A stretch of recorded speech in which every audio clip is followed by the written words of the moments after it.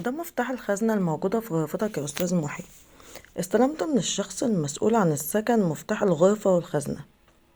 مفتاح الغرفة كان عادي، إنما مفتاح الخزنة كان شكله غريب، لونه غامق وشكله قديم قوي، مع إن السكن باين عليه إنه جديد مش قديم، بس مفتاح الخزنة قديم. طلعت على الغرفة أول يوم في السكن النهاردة، وأنا بحكم شغلي في المقاولات بتنقل كتير، والشركة بتوفر لينا أماكن للسكن في فترة الشغل. جاتلي رسالة امبارح من الشركة إن في شغل في الموقع ده، وبعتولي اللوكيشن الخاص بالسكن والموقع اللي هنشتغل فيه. محتاجة أنام أكتر من 8 ساعات سفر، مجهود وتعب كبير، جسمي محتاج راحة. دخلت للغرفة وشفت السرير قدامي ورميت نفسي عليه. جعان نوم، ده أنا حتى نسيت أحط هدومي في الدولاب. نوم عميق استمر لأكتر من 11 ساعة، عشان أصحى على صوت خبط على باب الغرفة. صوت المهندس منير بيصحيني عشان وقت الشغل. لما صحيت بدأت أركز في كل حتة في الغرفة. الأوضة متواضعة بعض الشيء، مش هقدر أقول عليها وحشة، بس هي مناسبة للفترة اللي هقضيها هنا. بس الغريب والمقلق هو شكل الخزنة. دولاب متهالك شكله قديم قوي، لدرجة اني تخيلته من العصر العثماني مثلا. زخرفة ورسومات عليه منحوتة، بس اللي لفت انتباهي واللي ظهر اكتر هو الرقم المكتوب على الخزنة من فوق، رقم 044. مش عارفة احدد هل ده رقم ولا رمز. فتحت شنطة هدومي وخرجت اللبس وبدأت افرغ في الدولاب. حسيت باني مش قادر اتحرك ولا قادر اخد نفسي، لان في لحظة اقل من الثانية لمحت لمعان عيون داخل الدولاب. تقريبا ده تأثير قلة النوم، ما اهتمتش بالموضوع وكملت. غيرت هدومي ونزلت الموقع. بعد يوم طويل تعب في الشغل رجعت للغرفة مرة تانية. قاعد على السرير ما بعملش حاجة غير اني مركز اوي في الدولاب. شدد انتباهي شكله القديم، بس في الحقيقة ده مش الشيء الوحيد اللي لفت انتباهي. انا الفضول عندي كبير وحاسس بشيء غريب في اتجاه الخزانة دي. الوقت عدى وعيني بتغفل، بدأت اروح في النوم. فجأة فقت على صوت خربشة خفيفة جاية من داخل الخزانة. الصوت لسه مستمر، مش عالي، بس الصمت كان السبب في اني مش قادر اسمع كويس صوت الخربشة. ده تقريبا فار او حشرة. صوت الخربشة مستمر ما بيقفش. عدى وقت طويل وانا على الحال ده، متردد افتح الخزنة اشوف في ايه. انا خايف، خايف ومرعوب كمان. مش قادر اشيل من دماغي شكل لمعان العيون اللي شفتها الصبح. الفضول بيزيد والتوتر والقلق بيزيد، مش هقدر انام. بس القلق ده، انا لازم افتح الدولاب اعرف مصدر الصوت ده. اتحركت بهدوء ناحية الخزانة، فتحت الدولاب وحاسس بهوا قوي بيخرج من الثقب الصغير اللي موجود في الخزانة. بفتح بهدوء عشان ارجع خطوة لورا بسبب الرياح القوية اللي خارجة من داخل الخزانة. ريحة وحشة قوي شاممها. بدأ الجو يتملى دبان وحشرات. حشرات بتطير كتير خارجة من الخزانة. هدومي مش موجودة. الخزانة فاضية تماما. لا لا، ده مش فاضية. فراغ اسود شايفه قدامي، مفيش حاجة واضحة، سواد وضلمة بس. صوت الخربشة لسه مستمر. الصوت بعيد قوي، جاي من جوه الضلمة. بحاول امد ايدي لجوه بس مفيش نهاية. ايدي ما بتلمس غير هوا. غمضت عيني واخدت نفس عميق وتقدمت خطوة داخل الخزانة، عشان بعدها بثواني احس بشيء بيمسك في ايده بقوة وبيسحبني. وفعلا اتسحبت بقوة، اتخبطت في شيء قوي خلاني افقد الوعي اللحظات. وبعدها فتح عيني على صوت الخربشة من تاني.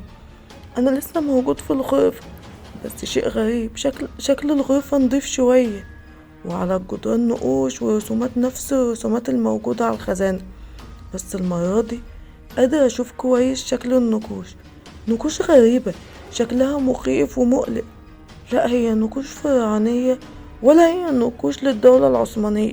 شكلها مريب، اشكال لأجسام بني ادمين شكلهم مخيف واجسامهم اغرب. صوت الخربشة جاي من ورايا. بتلفت وببص ورايا عشان اشوف قدامي شخص قاعد على الكرسي، ماسك ورقة شكلها غريب وبيكتب عليها بحبر لونه احمر. كنت اتمنى انه يكون حبر، بس للأسف أنا شايف جثة متقطعة على الأرض وسط دايرة من الشموع. الجثة بتنزف من كل حتة، والغريب إن الدم ما بيخرجش برا الدايرة، الدم متحاصر داخل الدايرة فقط. الجثة بترتعش برغم إن راسها مفصولة عن جسمها تماما، بس قادرة أشوف بإن الجثة بترتعش. منظر مخيف ومرعب، بس لثواني قدرت أحس بإن الشخص الموجود في الغرفة مش شايفني، لأنه بص ناحيته ومداش أي اهتمام وبيكمل اللي هو بيعمله. كل ده وأنا ثابت في مكاني ما بتحركش. الشخص ده لبسه غريب، شكله أغرب، نفس الشكل الموجود في النقوش، نفس الملامح. شخص مخيف، ملامحه متجعدة وجلد وشه متكعبل، متقدرش تحدد ملامحه ولا عيونه الواسعة المخيفة. بعد انتهائه من الكتابة وقف في مكانه وبدأ يرمي تراب لونه أسود في كل ركن في الغرفة. بيقرب مني وأنا بحاول أرجع خطوات بظهري لورا. فجأة بص في عيني وكأنه شايفني، ابتسم ابتسامة غريبة، وفجأة قرب مني بسرعة كبيرة وبدأ يشم فيا زي الحيوانات. أنا دمي بينشف، مش قادر أخد أنفاسي، الهوا بيقل، حاسس إن الموت قريب مني قوي. بدأ يحرك إيده ناحية رقبتي، مخالبه طويلة قوي. ده لا يمكن تكون ايد بني ادمين نهائي، لا لا، دي ايد شيطان، شيطان، ومخالب سودا وايد كاسفة الشعر بتغرز في رقبتي عشان احس بألم شديد وصرخ بقوة. افوق على ألم قوي بينزل من وشي. بفتح عيني وبركز عشان اكتشف انه واقع على الارض، ومنير واقف قدامي بيبصلي بنظرات كلها اندهاش وبيصرخ فيا وبيقولي: انت ازاي كل ده نايم وما تنزلش اول يوم شغل؟ نعم، اول يوم شغل انا نزلته معاك. انا متأكد من ده. باين على وشه انه متعصب وخرج برا الأوضة، وانا مش فاهم ازاي انا منزلتش الشغل. انا نزلته ومتأكد من ده. لا ثواني، شنطة هدومي لسه زي ما هي ما اتفتحتش، الخزانة قدامي مقفولة بنفس شكلها الغريب. خرجت برا الغرفة عشان اشوف حل وانقل غرفة تانية، لان مش هقدر استمر في الغرفة دي. دخلت مكتب المسؤولة عن السكن، طلبت منه اتنقل لغرفة تانية وبدون ذكر أسباب. الراجل بدأ يضحك ضحكات مش مفهومة، بس أنا تقريبا قدرت أفهم. لمحت صورة متعلقة لشخص أنا شفته قبل كده، نفس الشخص الغريب اللي حلمت بيه، أو مش متأكد إنه كان حلم، لأني لحد دلوقتي حاسس بألم شديد في عنقي. خرجت من المكتب وأخدت شنطتي ورجعت مرة تانية لبيتي بدون معرفة حد. فات يومين وانا حابس نفسي في البيت وما بخرجش. جالي رسالة من الشركة مكتوب فيها ان في شغل جديد في الموقع ده، وبعتولي اللوكيشن السكن والموقع. بفتح اللوكيشن عشان اكتشف ان اللوكيشن لنفس المكان. ايوه، نفس المكان.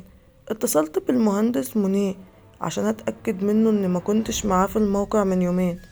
رده كان صادق، كان فاكرني بهزر وبيقولي ان دي اول مرة هنروح فيها الموقع ده، وانه لسه راجع اجازة من شهر. لا لا لا لا، انا مش فاهم حاجة، انا قربت اتجنن. لا، انا فعلا بقيت مجنون، كل حاجة اتلخبطت. حاسس باني بدوامة كلها ساعة والمفروض اكون وصلت لمكان السكن. يمكن يكون ده اخر شيء اكتبه، عشان كده قررت اكتب ده واسيبه مع الشخص اللي قاعد جنبي في القطر. انا سايب لك عنوان بيتي ورقمي ورقم منير، حاول تتصل بيا بعد استلامك الرسالة دي بيومين. انا الشخص اللي اخدت الورقة دي من الراجل الغريب اللي كان قاعد جنبي في القطر. شكله ما كانش طبيعي، بيحاول يتلفت يمين وشمال دايما وهو قاعد جنبي طول الوقت. لما نزل سابلي الورقة دي وقال لي افتحها، الكلام الموجود مقلق. تخيل تاخد ورقة من شخص باين عليه انه مش طبيعي. لا، والكلام الموجود في الورقة يثبت لك ده. بس فضولي شدني لاني اتصل بيه، بس تليفونه غير متاح. اتصلت بالشخص التاني منير عشان يرد عليا، وبدأت أسأله عن شخص اسمه محي شغال معاه في الشركة. سكت لثواني وبدأ يتكلم ويقولي ان فعلا كان في شخص اسمه محي شغال معاه، بس ده مات من 4 سنين في نفس المكان اللي انت بتقولي عليه، وانت مش اول شخص يتصل بيا ويقولي انه قابل محي في القطر واخد منه ورقة. انت الشخص رقم 7. وكانت دي نهاية حكايتنا. ما تنسوش اللايك والشير للفيديو للقناة كلها. كان معكم زيزي، استنوني في فيديو جديد وحكاية جديدة، وإلى اللقاء.